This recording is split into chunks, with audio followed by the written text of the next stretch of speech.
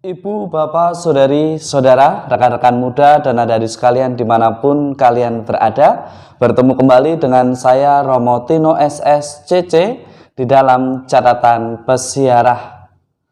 Hendaknya kita selalu taat dan setia sebagaimana Stefanus ajarkan, agar hidup yang kekal menjadi jaminan atas hidup kita yang selalu menjadikan yang utama kemuliaan Tuhan di dalam persiaran hidup kita. Sebelum kita mendengarkan permenungan dari catatan pesiarah, marilah kita membuat tanda kemenangan Kristus. Dalam nama Bapa dan Putera dan Roh Kudus. Amin. Allah Bapa Maha Baik, Engkau membuka pintu kerajaan surga bagi mereka yang dilahirkan kembali dari air dan Roh Kudus. Semoga setelah Kau sucikan dari segala dosa, para hamba-Mu semakin berkembang dalam segala rahmat dan tidak kekurangan sesuatu pun dari kemurahan-Mu. Demi Kristus pengantara kami. Amin. Ibu, bapak, saudari, saudara, rekan-rekan muda, dan adik-adik sekalian yang terkasih, menjadi murid Kristus berarti kita tidak henti-hentinya selalu mewartakan kebenaran dengan mantap, dengan ketegasan, dengan kuat, dengan tangguh, tidak mudah digoyahkan karena kita takut untuk dibenci, takut untuk diasingkan, takut untuk dikritik. Stefanus memberikan teladan kepada kita semua bahwa di dalam iman hendaknya kebenaran dan ketaatan kepada Allah itulah yang paling ditonjolkan.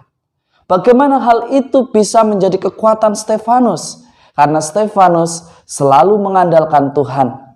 Meskipun di dalam kisah para rasul dikisahkan bahwa ia harus mati karena ketaatan dan membela kebenaran yang ia perjuangkan. Ibu, bapak, saudari, saudara, mungkin kita pun bertanya kepada Yesus, apa bukti bahwa kita harus dan wajib mengikuti Kristus? Di dalam Injil Yohanes, kita pun seringkali melakukan apa yang dituliskan oleh Yohanes di dalam bagian awal. Tanda apakah yang kau perbuat supaya kami melihatnya dan percaya kepadamu? Apakah sebagai orang beriman kita mesti melihat dulu baru percaya? Jangan kita menjadi Thomas yang baru. Kita mengaku diri sebagai murid Kristus mestinya belajar percaya akan rencana karya penyelamatan Allah meski harus tanpa melihatnya. Karena kasih Allah begitu hadir nyata melalui sesama kita yang mungkin mengingatkan kita ketika kita tidak mau memakai masker. Tuhan hadir melalui orang tua kita yang mengingatkan kita untuk belajar. Tuhan hadir melalui pasangan hidup kita yang selalu mengingatkan kita untuk taat dan setia pada perjanjian perkawinan. Ada begitu banyak tanda-tanda bahwa Allah hadir dan menyapa kita serta membimbing kita.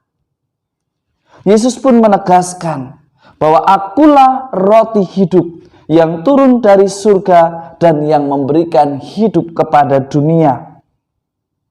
Barang siapa datang kepadaku, ia tidak akan lapar lagi. Dan barang siapa percaya kepadaku, ia tidak akan haus lagi.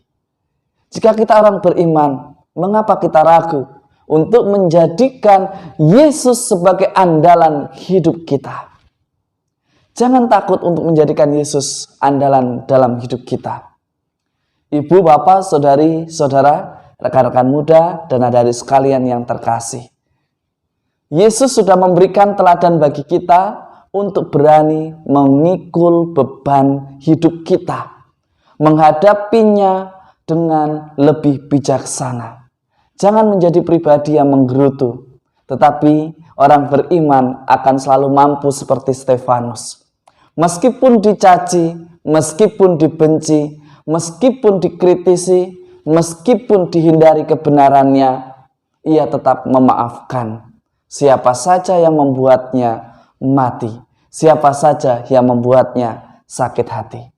Orang beriman harus berani menghadirkan kasih Allah secara nyata di dalam persiaran hidup kita, dengan mengampuni sesama kita, dengan memaafkan orang-orang yang sudah melukai kita, dan selalu taat serta setia memperjuangkan kebenaran yang baik di mata Allah.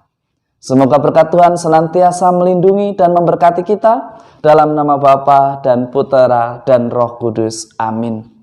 Ibu, bapak, saudari-saudara, rekan-rekan muda dan adik-adik sekalian, jangan takut untuk mewartakan kebenaran karena Allah beserta kita. Karena orang beriman, ia akan menjadikan Yesus sebagai andalannya, dan di dalam hidupnya ia berani membuat terobosan baru, selalu mengampuni mereka yang melukai dan menolong mereka agar berada di jalan yang benar. Tuhan memberkati. Amin.